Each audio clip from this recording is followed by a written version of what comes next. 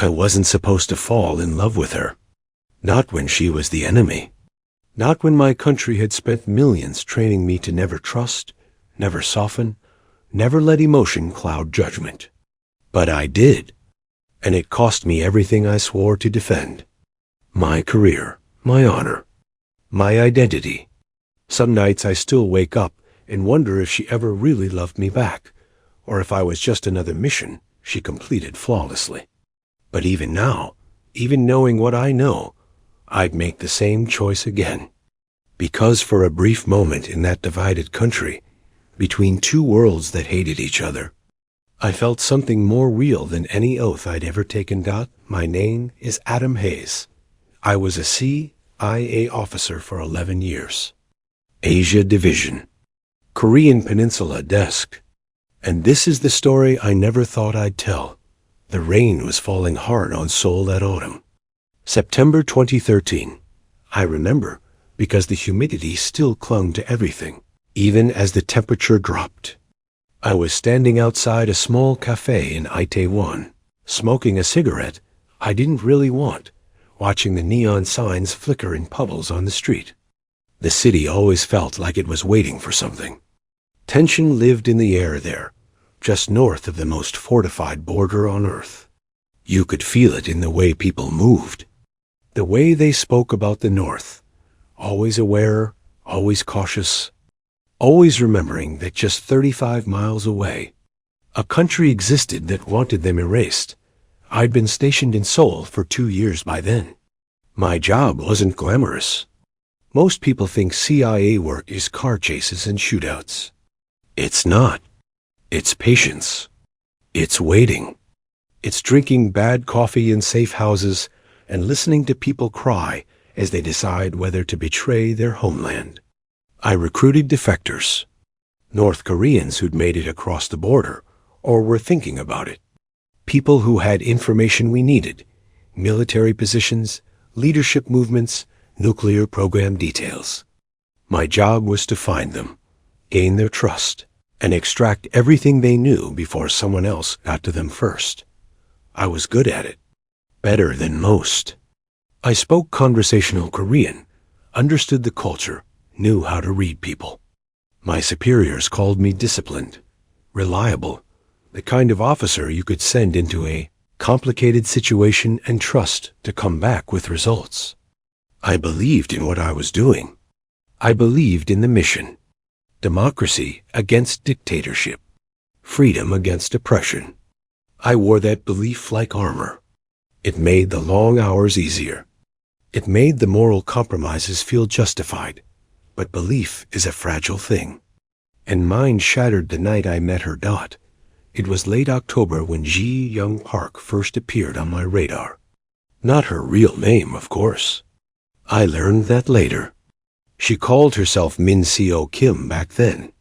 Said she was a researcher from a university in Bisan. She'd reached out through one of our intermediaries, a pastor who helped North Korean refugees resettle in the South. She claimed to have family connections in Pyongyang, people inside the government who were willing to talk. She wanted protection, she said. Assurances that if she helped us, we'd help her.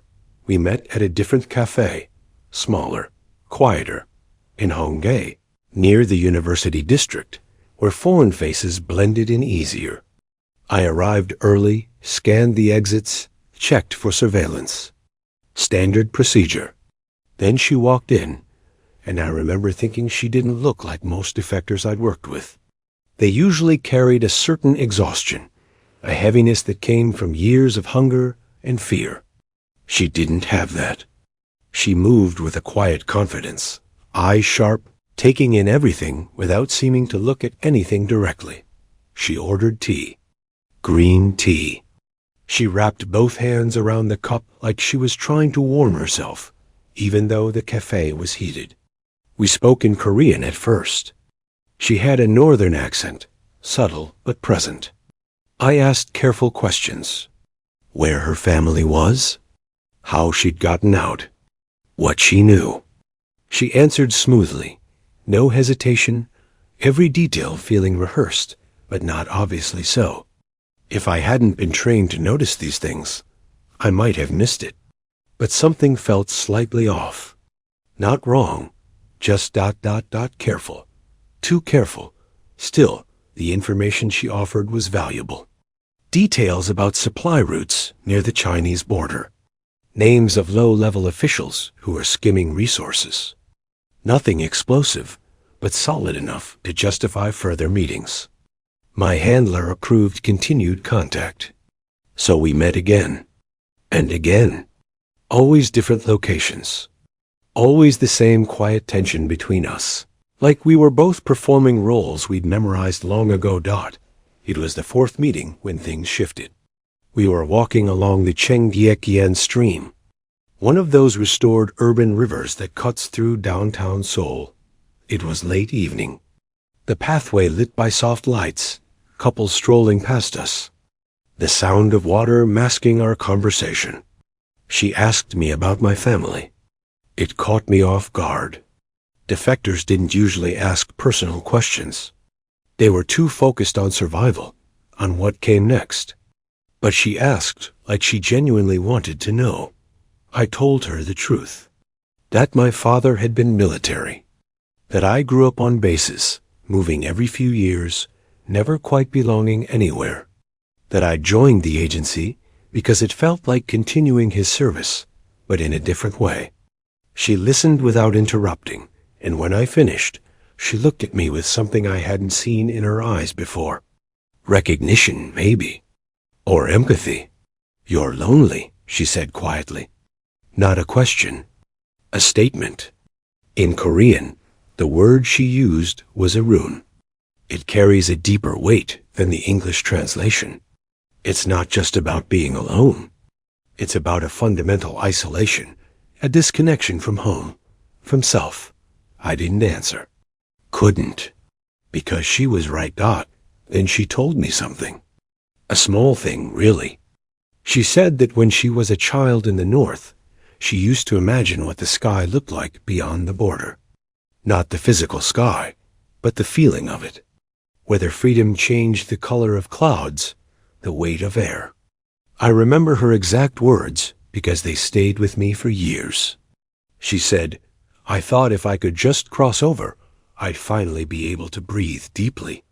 But now that I'm here, I still can't. That's when I should have known. That's when every instinct I'd honed over a decade should have screamed that something was wrong. Because real defectors didn't talk like that. They didn't romanticize the North. They didn't express ambivalence about escape. But I didn't listen to those instincts. I listened to something else. Something quieter and far more dangerous. I started looking forward to our meetings. Not because of the intelligence. Because of her. The way she tilted her head slightly when she was thinking. The way she spoke about her supposed childhood in Pyongyang with a strange mix of affection and pain. The way she seemed to see through every layer of performance I'd built around myself. We started meeting more frequently. My handler questioned the operational value, but I justified it. Said I was building rapport, deepening the asset relationship. All the right terminology. All the right excuses. But the truth was simpler and more damning. I was falling for her. The CIA trains you for a lot of things. Interrogation resistance. Surveillance detection. Weapons proficiency. They train you to lie, to manipulate, to betray someone's trust without flinching. But they don't train you for this. For the quiet erosion of certainty that happens when you start caring about someone you're supposed to be using. When their smile becomes the thing you think about in the middle of debriefings. When you start lying to your colleagues about why you need to see her again. Winter came early that year. By December, Seoul was buried in snow. The city transformed into something softer, quieter, the harsh edges hidden under white. We met in a small restaurant in Insadong, traditional Korean place with low tables and heated floors. She wore a dark blue coat and her hair down for the first time. She looked different, younger, more vulnerable. We talked about nothing important. Food, weather, memories that might have been real or invented. Then, as we were leaving, she touched my hand. Just briefly, her fingers cold against mine. She looked up at me, and I saw something in her expression that made my chest tighten. Fear, maybe? Or regret, Adam, she said. First time she'd used my name. Do you ever wonder if we're all just playing roles we can't escape? I didn't answer, because I knew if I did, I'd say something I couldn't take back. That night, I filed a report that was more fiction than fact. I omitted details, softened assessments, wrote the bureaucratic language that would satisfy headquarters without revealing how compromised I'd become. I told myself I was protecting an asset, maintaining operational security. But really, I was protecting her, protecting whatever was growing between us, even though I knew it was impossible. Even though I knew it would destroy me. The Korean peninsula has been divided since 1953, 70 years of hostility, millions of families torn apart, a border so militarized that it glows at night from satellite images. The North and South aren't just different countries. They're opposing realities. And between them sits the DMZ, the demilitarized zone, a strip of land 4 kilometers wide and 250 kilometers long, where time seems to have stopped. It's the most dangerous border in the world. Landmines buried in the soil, guard towers watching every movement, 2 armies staring at each other across a line that neither can cross. I'd been to the DMZ twice on official business. Once for a coordination meeting with South Korean intelligence, once to observe a defection attempt that failed. Both times, I felt the weight of that division, the sheer impossibility of it, the tragedy of a people cut in half by ideology and war. Standing there, looking north into a country frozen in time, I always felt a strange mix of emotions. Anger at the regime, pity for the people trapped there, and underneath it all, a profound sadness that humans could create something so cruel and call it necessary. The CIA's interest in North Korea has always been intense. During the Cold War, we focused on military capabilities, nuclear ambitions, leadership succession. After the Soviet Union fell, the DPRK became more isolated, more desperate, more dangerous. They developed nuclear weapons, tested missiles, provoked the South with attacks and incidents designed to extract concessions. And through it all, we tried to understand them, to find cracks in the regime, to identify potential defectors, potential assets, potential ways to influence events. The Reconnaissance General Bureau is North Korea's primary foreign intelligence agency. It's ruthless, sophisticated, and nearly impossible to penetrate. They run operatives all over the world. South Korea, China, Southeast Asia, even Europe, and the United States. Their officers are trained from childhood, selected for loyalty, intelligence, and the ability to disappear into foreign societies without detection. They're ghosts, and they're very, very good at what they do. I knew all this. I'd studied their methods, their history, their successes and failures.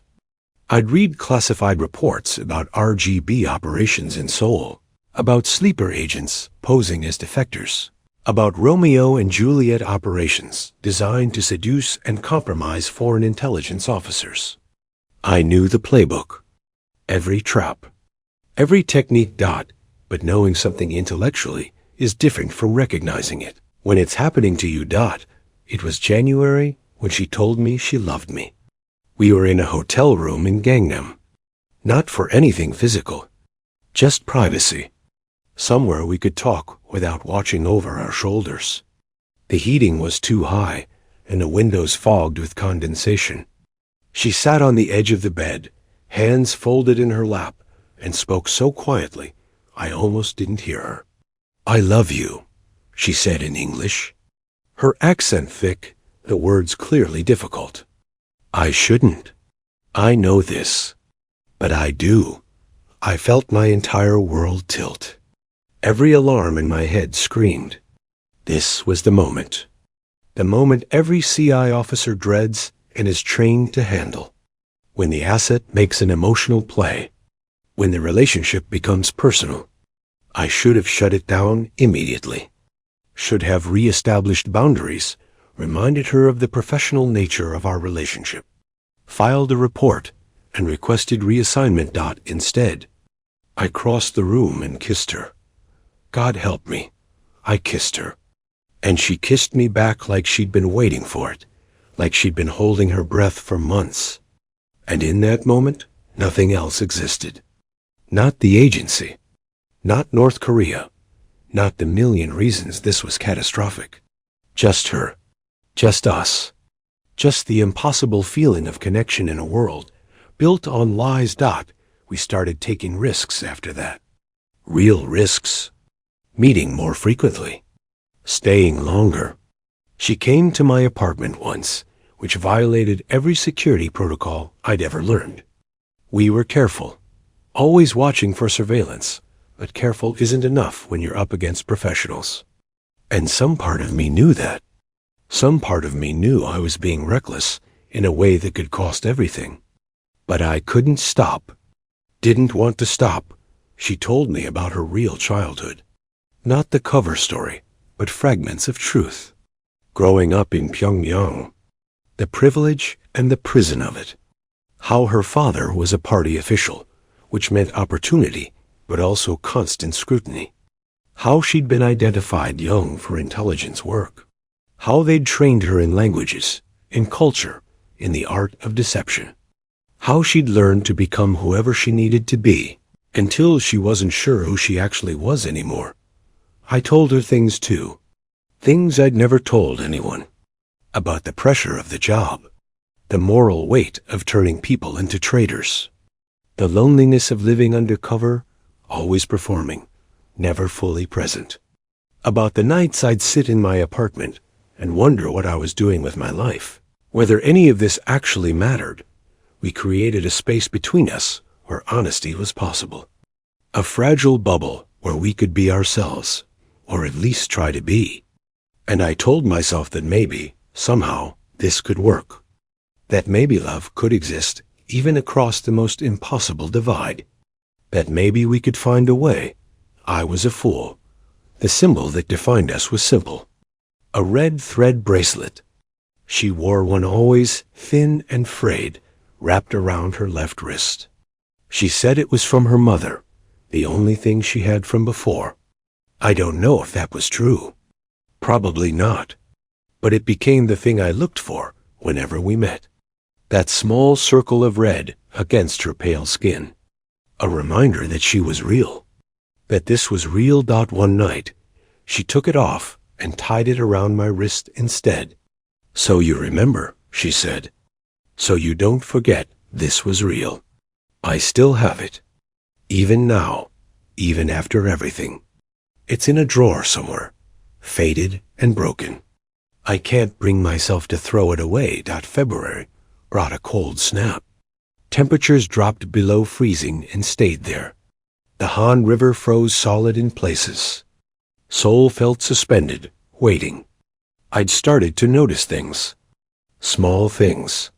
A car that appeared too often near my apartment. A man in a coffee shop who left right after I did. My training kicked in, the surveillance detection skills I'd practiced 1,000 times. I was being watched, not by the North Koreans, by us, by the agency. Someone had flagged my reports. Someone had noticed the inconsistencies, the gaps, the protective language. They'd opened an investigation. Standard procedure when an officer's behavior changes, when the asset relationship seems too close, when security is potentially compromised. I knew how this worked. I'd participated in these investigations before, watching colleagues unravel as their secrets surfaced. Now I was on the other side. I should have ended it then. Should have cut contact, filed a confession, taken whatever punishment came. But I couldn't. Because by then, I wasn't just in love with her. I needed her. She'd become the only thing that felt true in a life built on deception. Every moment with her was the only time I felt like myself. And I couldn't give that up. Not yet. Not even to save my career. I told her we were being watched. We met in a crowded subway station, spoke in whispers under the noise of trains and people. She didn't seem surprised. Just looked at me with those dark, steady eyes and asked what I wanted to do. Run? I said. Both of us. Somewhere neither side can find us. She smiled, sad and knowing. There's nowhere like that, Adam. You know that. Then what? She touched my face, her hand cold. Then we see how long we have. 3 weeks later, they called me in. Not to the embassy. To a safe house in Yongsan, near the old U.S. military base. 2 officers from counterintelligence. A woman named Patterson, and a man whose name I never learned. They sat me down in a windowless room and laid it all out. Dates of meetings, photographs, transcripts of conversations they'd recorded somehow. And then, the final piece. The evidence that destroyed everything. Ji Young Park wasn't a defector, wasn't a researcher, wasn't even really trying to escape. She was Reconnaissance General Bureau, a trained operative sent to Seoul specifically to target me. They had signals intelligence confirming it, communications between Pyongyang and an asset designation that matched her movements. She'd been playing me from the beginning. Every meeting, every word, every moment I thought was real. All operational.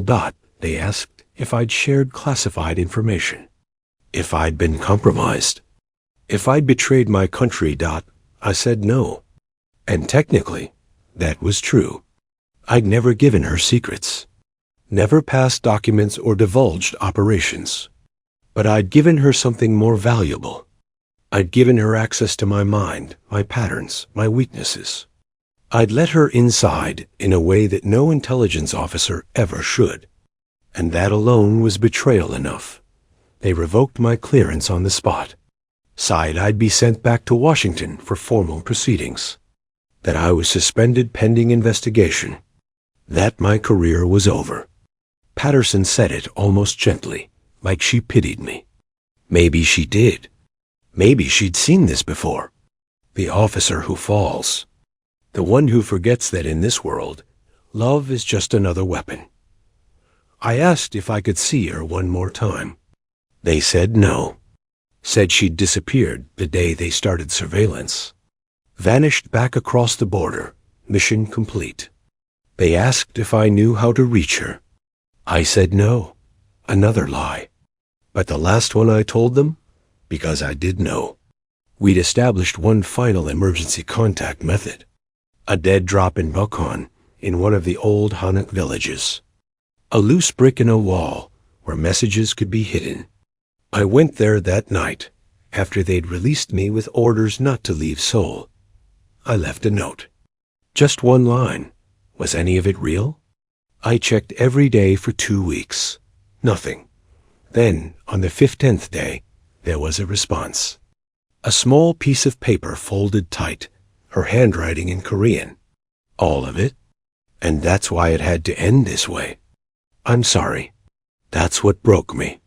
Not the betrayal. Not the lost career. But knowing that somewhere in the deception, there'd been truth. That she'd felt something real and done her duty anyway. That we'd both chosen loyalty to countries we weren't sure we believed in over loyalty to each other. That love, in the end, wasn't enough. They sent me home in March. Not with honors. Not with ceremony. Just a quiet reassignment and a closed-door hearing where I was officially reprimanded, stripped of security clearance, and dismissed from the agency. They could have prosecuted, could have made an example, but I think they preferred silence. One more failed officer, one more cautionary tale whispered in training sessions. Don't let emotion compromise judgment. Don't trust the asset. Don't believe you're different, that you're special. that it won't happen to you. I moved back to Virginia, rented a small apartment in Alexandria, started seeing a therapist the agency required for anyone separated under these circumstances. She asked me questions I couldn't answer. What I felt, what I regretted, whether I'd do it differently if I could.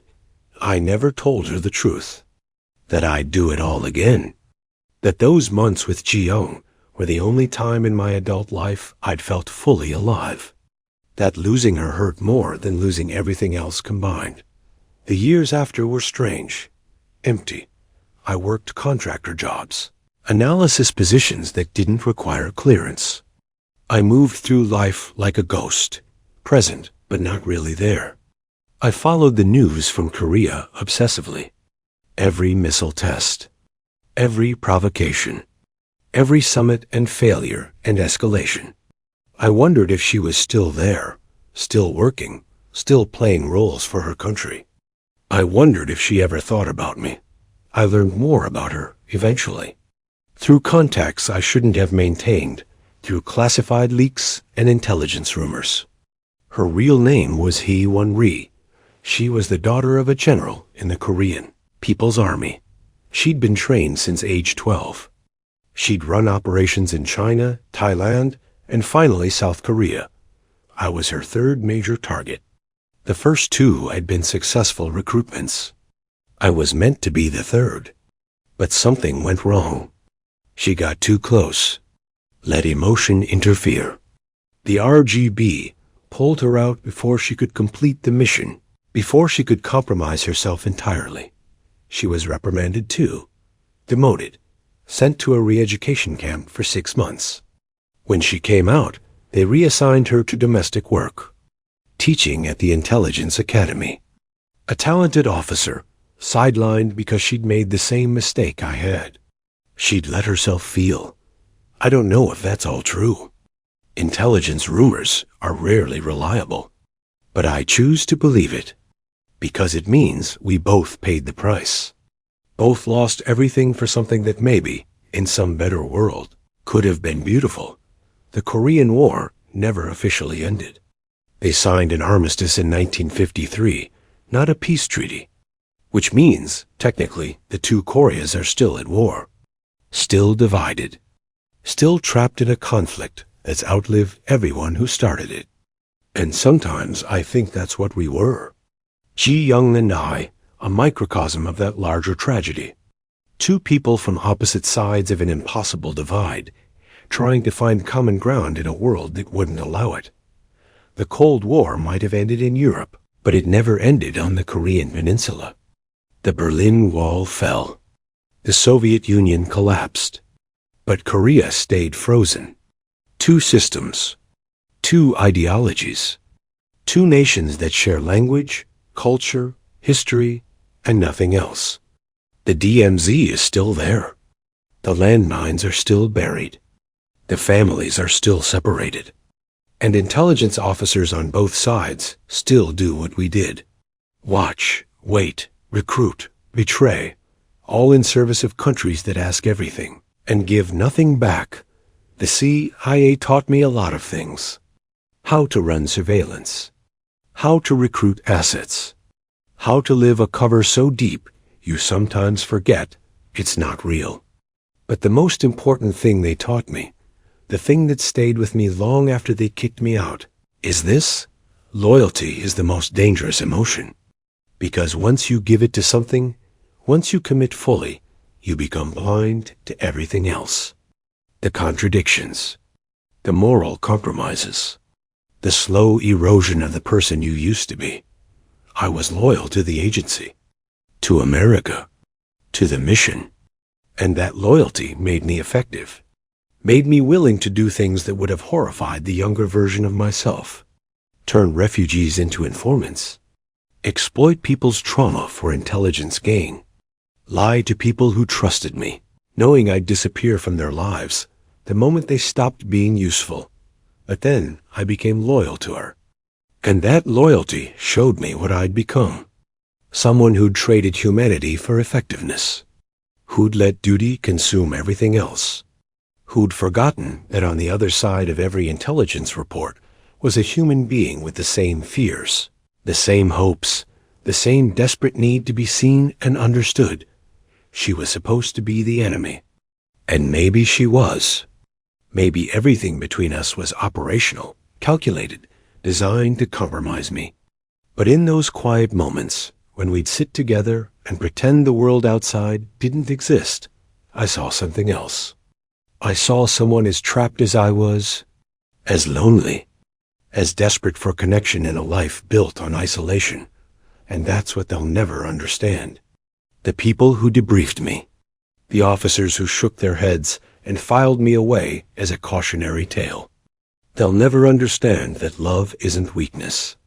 It's the only thing that cuts through all the lies we tell ourselves. The only thing that makes you question whether the cause you're serving is worth the cost.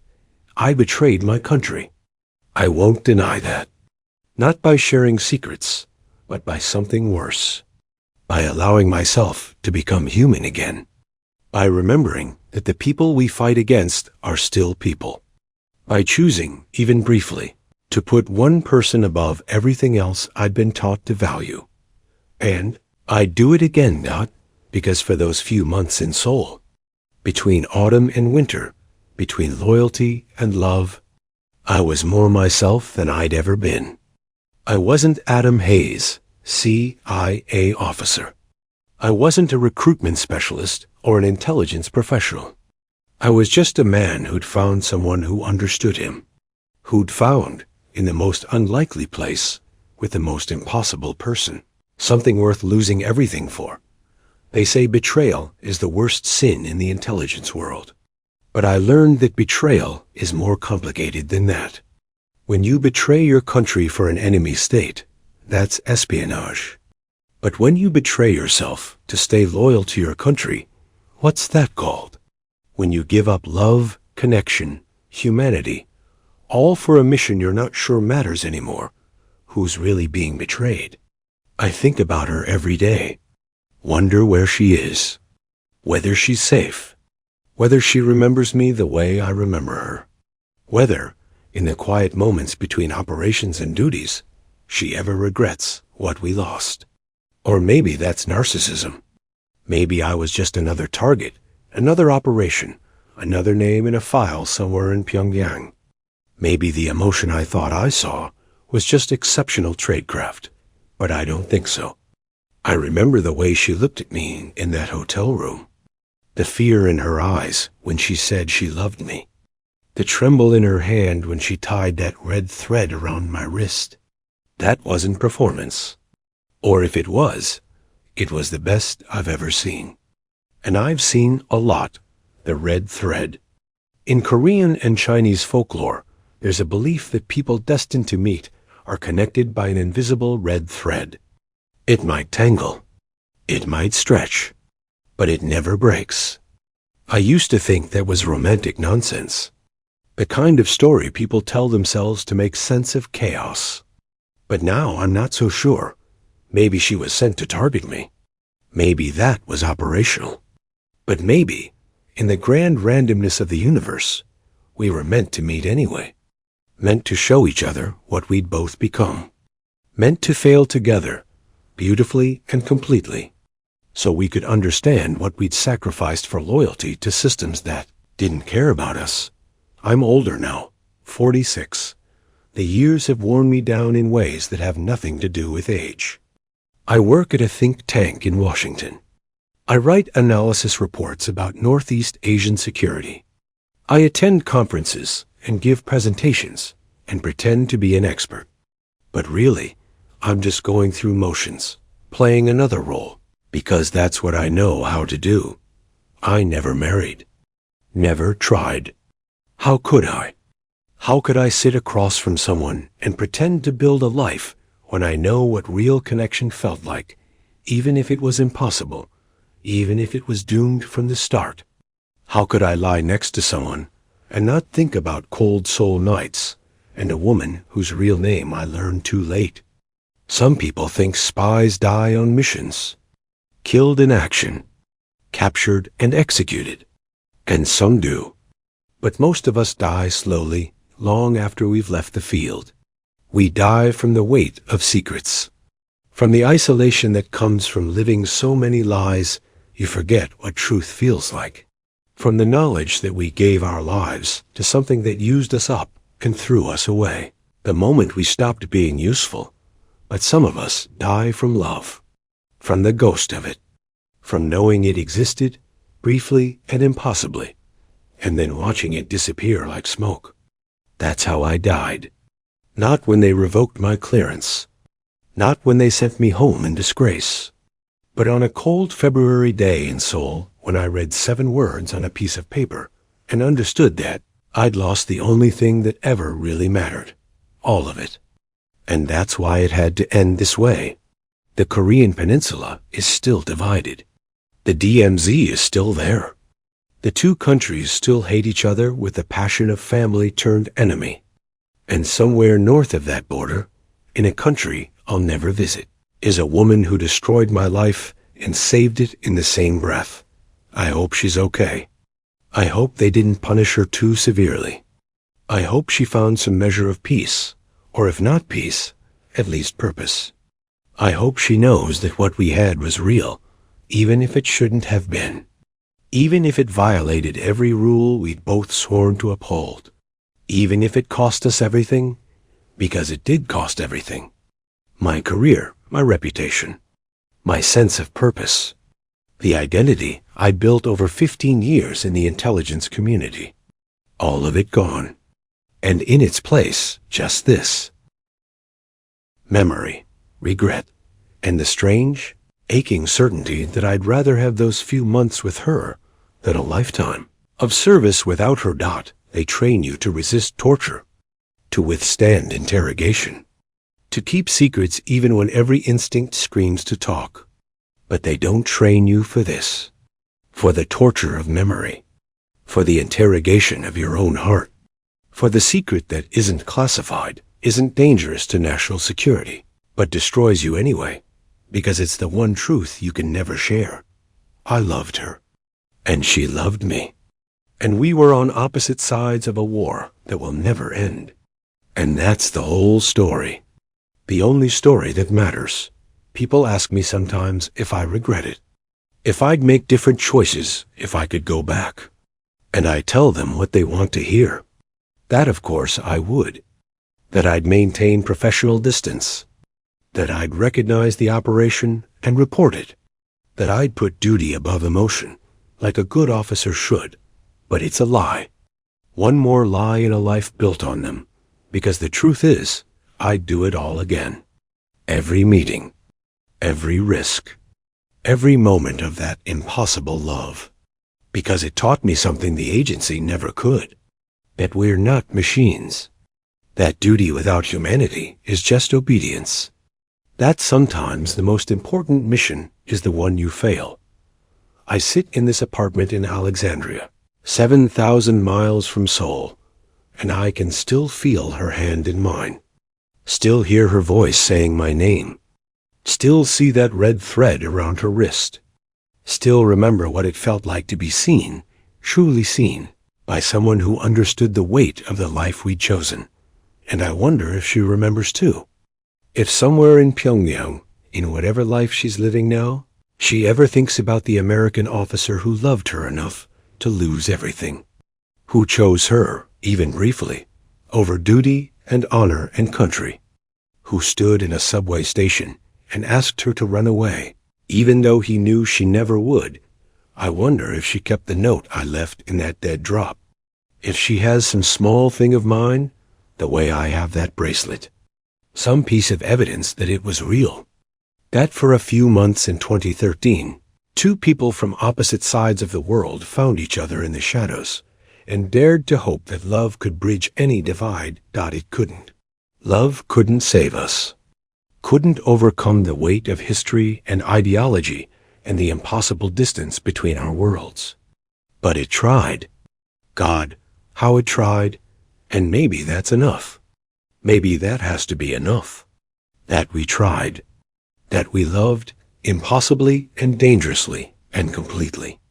That we chose each other, even briefly, in a world that gave us every reason not to. The sun is setting outside my window.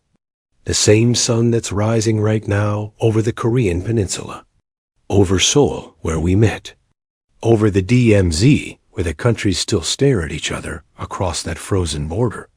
Over Pyongyang, where she is, if she's still alive, still working, still serving the country that asked her to sacrifice everything, just like mine did to me. And I think about that red thread, whether it's still there, invisible and unbreakable, connecting us across miles and years and everything that tried to tear us apart. Whether, in some way that matters, we're still connected, still part of each other's story. I'll never see her again. I know that. There's no happy ending here. No reunion. No resolution. Just this story. This confession. This truth I'm finally speaking after years of silence. My name is Adam Hayes. I was a CIA officer. I fell in love with a North Korean intelligence operative named Ji-young Park. She was sent to compromise me. But instead, we compromised each other. We fell in love across the most dangerous border in the world. And it destroyed us both. But for those few months, in the cold Seoul winter, we had something that neither of our countries could give us. We had each other. We had honesty in a world of lies. We had connection in a life of isolation. We had love in a profession built on betrayal. And they can take everything else from me. My career, my clearance, my reputation, my future. But they can't take that. They can't take the memory of her. The truth of what we shared. The knowledge that, just once, I chose love over duty, humanity over mission, her over everything else. I lost everything I swore to defend. My oath, my honor, my loyalty. But I gained something too. I gained the certainty that I'm human. That beneath all the training and the discipline and the patriotic rhetoric, I'm just a man who wanted to be loved. Who found love in the most impossible place, who held on to it for as long as he could before the world tore it away. And if that's betrayal, then I'm guilty.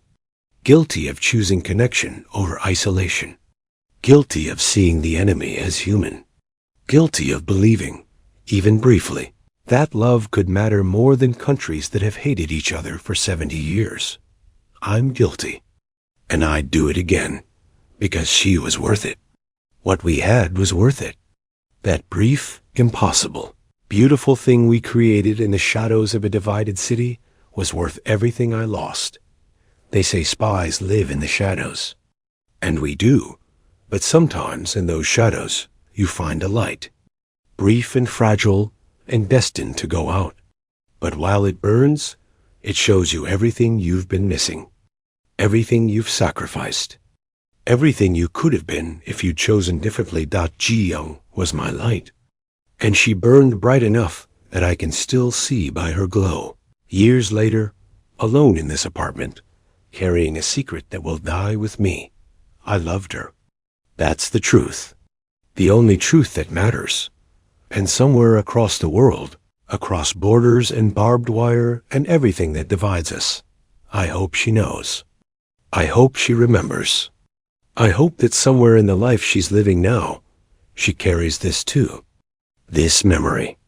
This certainty. This truth that for a few months in Seoul, we loved each other. And it was real. All of it. And that has to be enough, because it's all we have.